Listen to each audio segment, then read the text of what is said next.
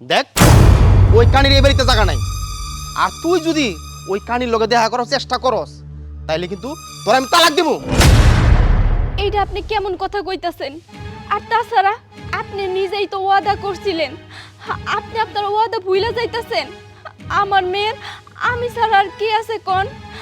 ওরে যদি এখন আমি এইখানে না নিয়ে আহি ও কই যাইব?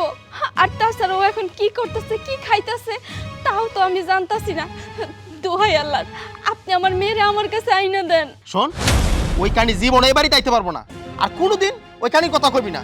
তুই যদি আমার সংসার করতে চাস, আর আরেকটা কথা, আমি এই বাড়িতে না থাকা সত্ত্বে তুই বারিন্দা থেকে এর নিচে পর্যন্ত তুই নামতে পারবি না।